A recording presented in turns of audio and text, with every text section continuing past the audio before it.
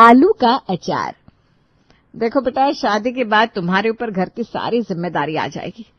झाड़ू पोछा साफ सफाई तुम एक बार को ना करो तो भी चलेगा, लेकिन खाना तो तुम्हें ही बनाना होगा।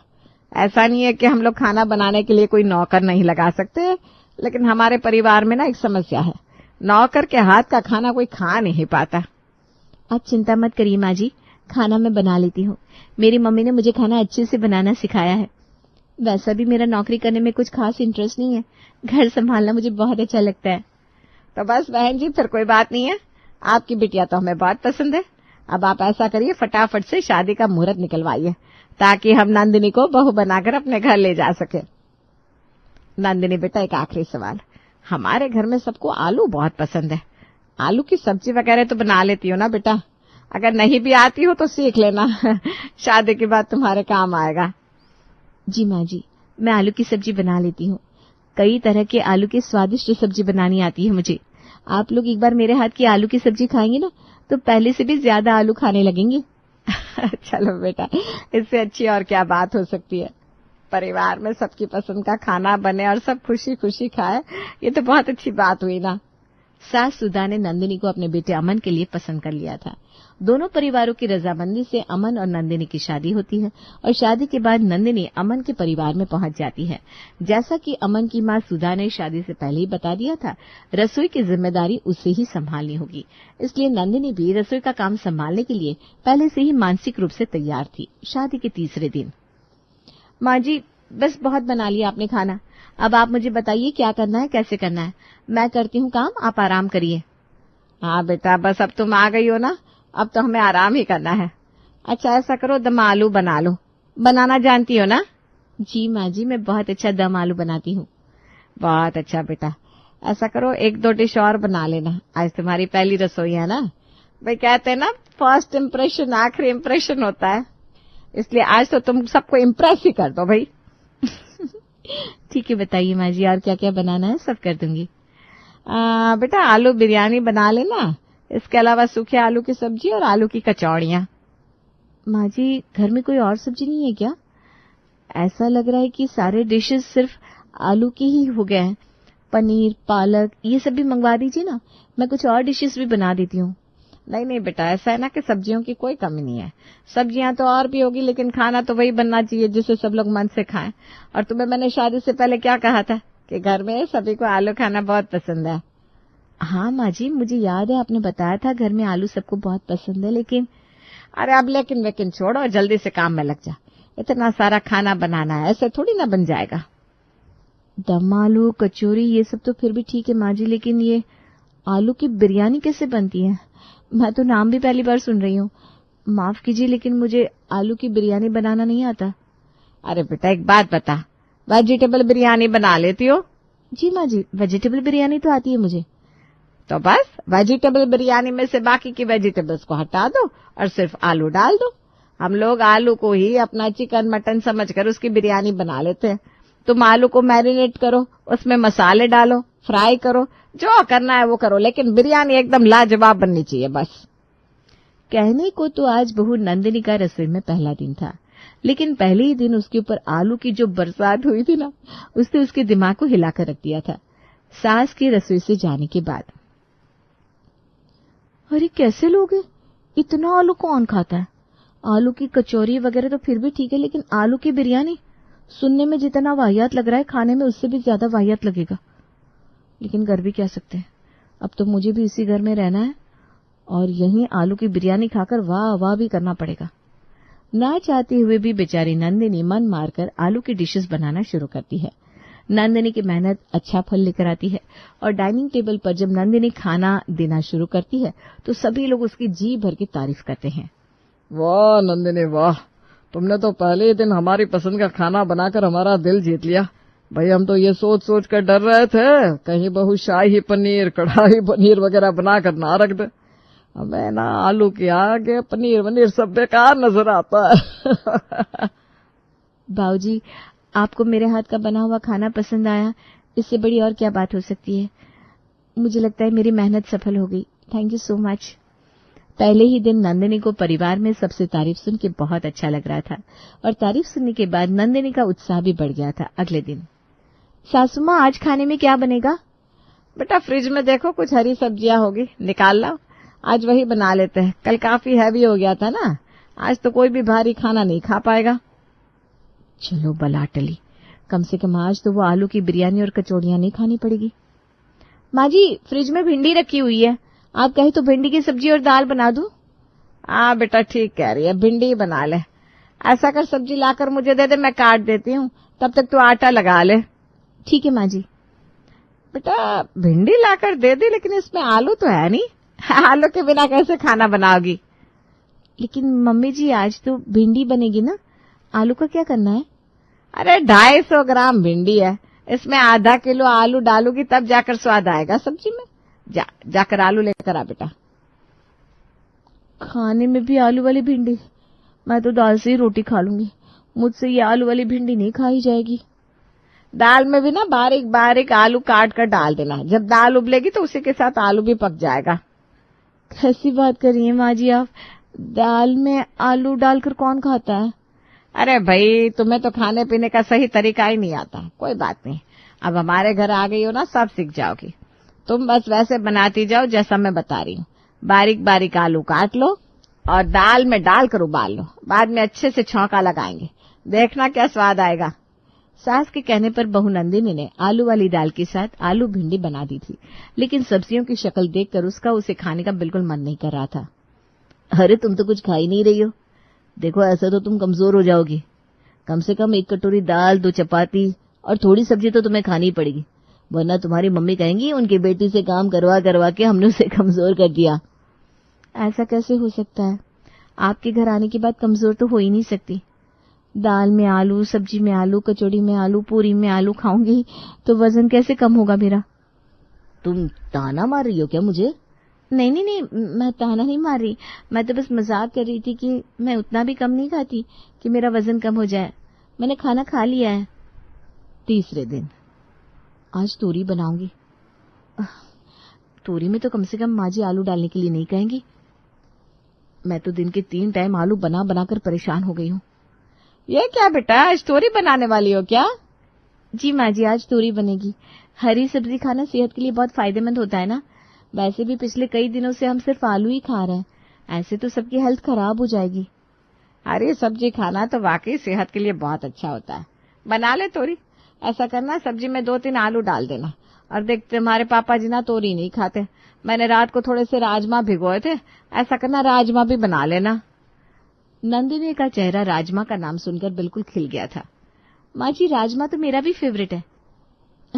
इसी बहाने पापा जी के साथ मैं भी थोड़े से राजमा राइस खा लूंगी। बेटा बिल्कुल खाओ, जो तुम्हें पसंद है वही खाओ, कोई मनाही थोड़ी ना है। थोड़ी देर बाद, बेटा राजमा उबल गए क्या?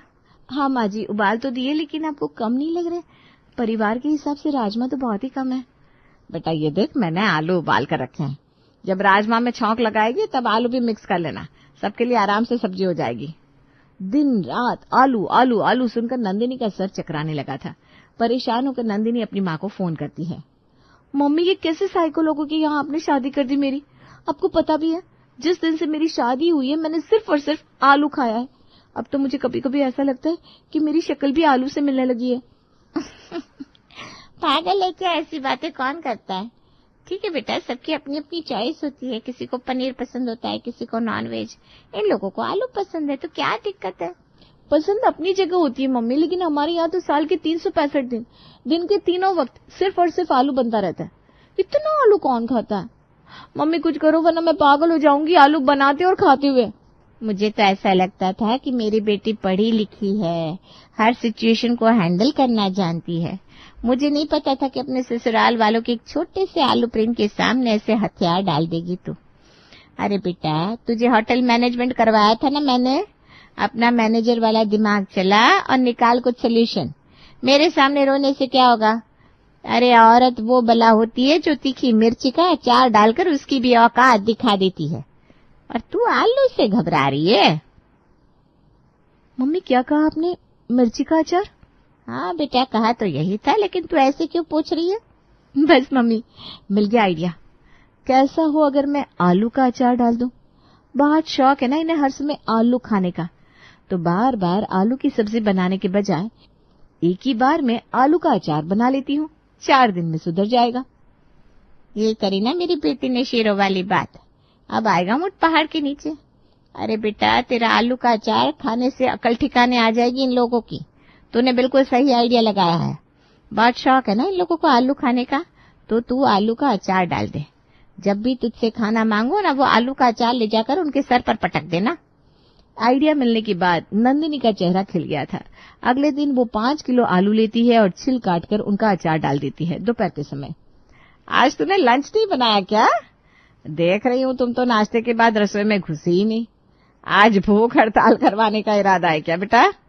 नहीं माँ जी, आपसे किसने कहा? मैंने तो आलू बना भी दिया है, बस गर्मा गर्म फुलके सेकने बाकी है। आधे घंटे में सब तैयार करके टेबल पर लगाती हूँ, आप टेंशन फ्री रहिए।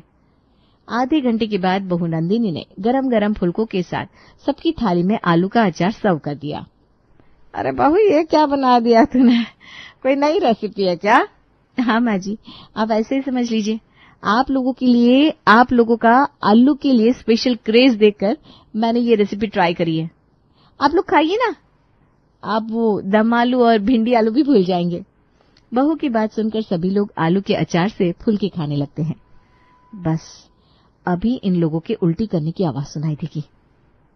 नंदिनी मन ही मन मुस्कुराते हुए वहां पर खड़ी रहती है, लेकिन उसकी उम्मीद से बिल्कुल उलट कोई भी आलू के अचार की जरा सी भी बुराई नहीं करता और सभी लोग बड़े आराम से अपना अपना खाना खत्म कर लेते हैं।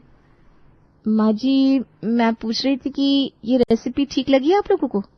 अरे बेटा, बहुत बेहतरीन है। बनाया क्या था तुमने ये? आलू का अचार माँ जी। क्या कहा तुमने? आलू का अचार? अरे आलू का भी कोई अचार होता है क्या? हमने तो ना आज तक सुना ना कभी खाया। अगर मुझे पता होता कि तुम शादी के बाद इस तरह से हमें आलू का अचार बनाकर खिलाने वाली हो, तो मैं तुमसे 2-4 साल पहले ही शादी कर लेता। वाह यार, क्या आलू का अचार बनाया तुमने, मन ही खुश हो गया। अच्छा नंदिनी, अब यह आलू का अचार ना कभी बंद नहीं होना चाहिए। तुम रोज ऐसे ही आलू का अचार बना दिया करो, खाने के टेस्ट में 4 चांद लग जाएंगे। बेटा, मैं तो सोच रही थी तू जब आलू का अचार इतना अच्छा बना सकती है, तो पनीर का अचार कैसा बनाएगी? माँ जी, पनीर का भी कोई अचार होता है क्या? अभी कमाल की बात करती हैं। होता है बेटा, सोचा तो हमने भी नहीं था कि आलू का अचार होगा, लेकिन तूने करके दिखाया ना। तू हमारी बहू है बेटा, तेरे ऊपर हमें पूरा भरोसा है। मेरा आशीर्वाद तेरे साथ है। तू ऐसा करना, पनीर का अचार बना देना। टेस्ट तो करके देखे तेरे हाथ का पनीर का अचार कैसा लगता है। नंदिनी को ऐसा लग रहा था जैसे वो अपने बिछाए हुए जाल में खुद ही फंस रही है। सास के कहने पर बेचारी नंदिनी अगले दिन पनीर का अचार बना देती है। आलू के अचार की तरह ही पूरा परिवार उसके हाथ के बने हुए पनीर के अचार को भी उंगलियां चाट चाट कर खाने लगते हैं, जिसे देखकर नंदिनी अपना सर पकड़ लेती है।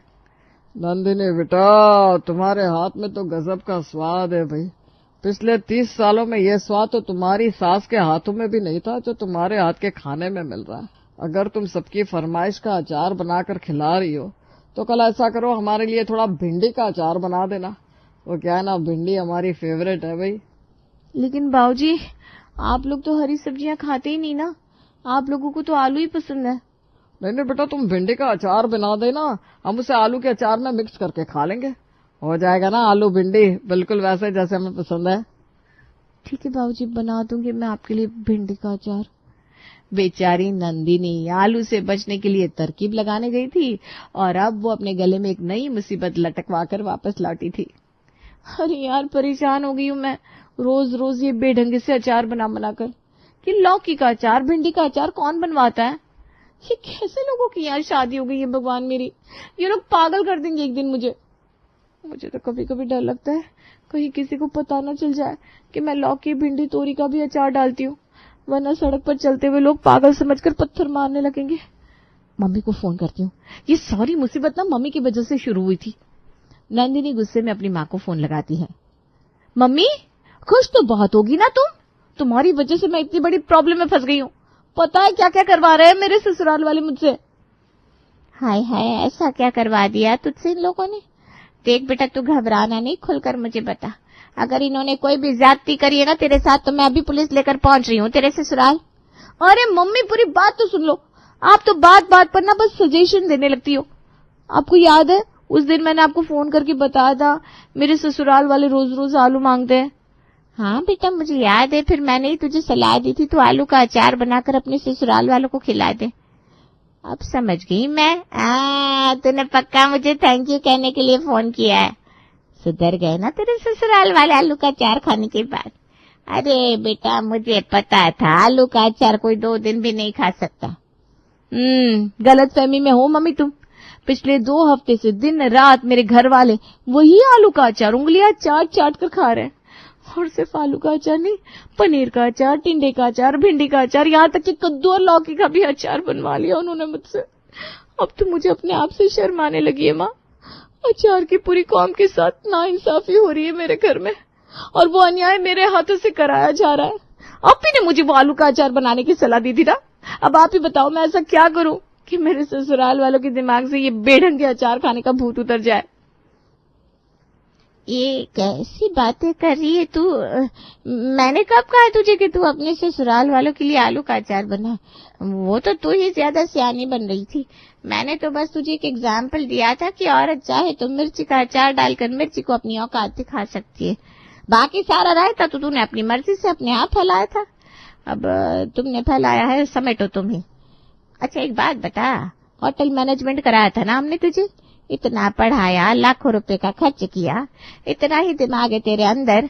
आलू का अचार कौन खाता है? क्या सोचकर बनाया था तूने आलू का अचार?